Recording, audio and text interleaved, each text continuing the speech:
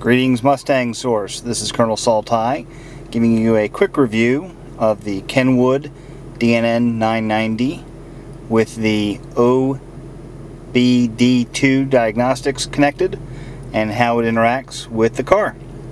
So we're going to go into my Mustang, which is selected here. That comes courtesy of the Maestro unit that's connected inside. Down here in the bottom corner you'll see gauges. I've already got some pre-set up. Voltage, exhaust temperature, intake, miles per gallon, and mass airflow. But we can customize any of those by going into settings. You'll see that we have options to select the gauge. Then we simply select which gauge by number. So we'll start with the center gauge. It gives us all of the options that we have available to us, just simply by scrolling up and down the list to pick what we want. So we will go all the way up to the top of the list, and we have areas that are grayed out or X'd out, and they'll tell you, for example, we cannot pick accelerator pedal position, but we can choose acceleration, air-fuel ratio, average fuel economy, which is already selected, battery voltage, which is already selected,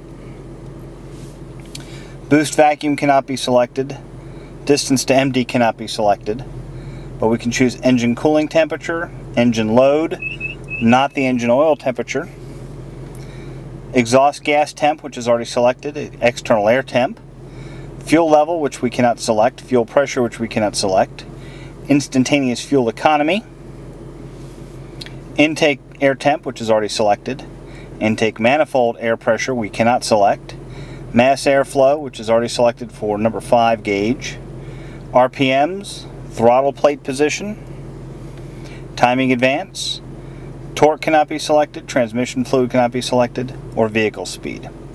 So we're going to go ahead and select RPM just for the fun of it. So we select that. We now have the ability to select the max and min levels, peak levels, and round. So if we go into set max, maximum value is 8,000 RPM, which is what's currently set for the actual dial itself. We'll leave that alone, but we can adjust it up and down. The minimum, I have it set for 0. You can set it for whatever minimum you'd like.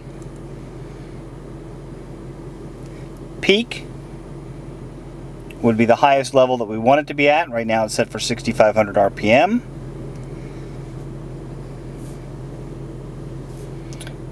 And that's pretty much it.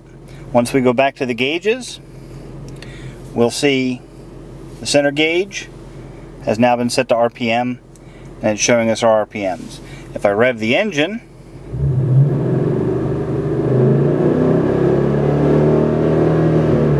we see the gauge reacts to the RPMs. We can do the same thing for each gauge by changing it, by going to settings, selecting the gauge. I'll choose the top left, and again the same options are available with X'd out options, the ones that we cannot choose. So if I choose acceleration, I can set my max and my mins, 1.5 G's maximum. Let's change that to 2 G's just for the sake of argument. So we'll go up here, hit set our minimum.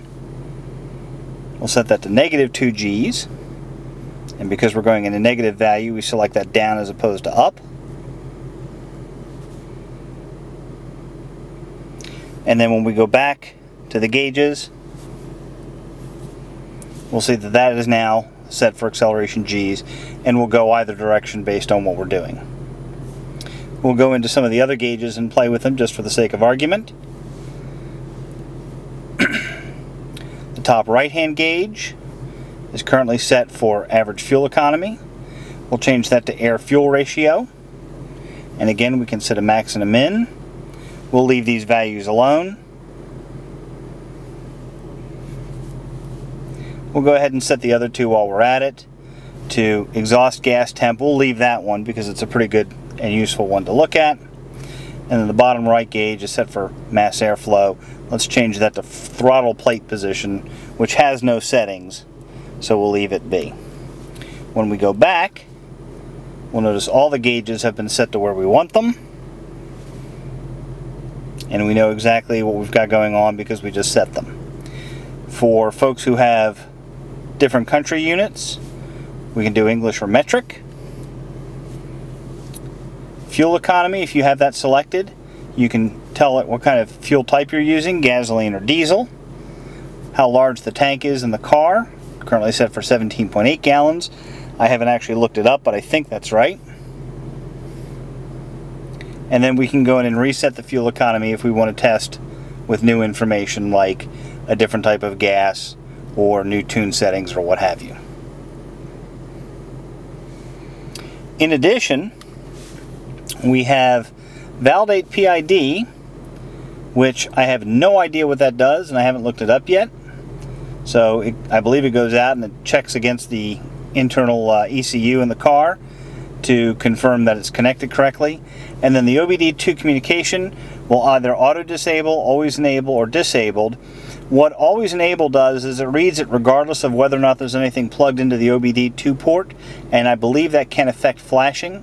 So if you set it to auto disable, it will automatically turn off the OBDII reading when you connect something to the port. So it's good to leave it there unless you never plan on connecting anything to the port.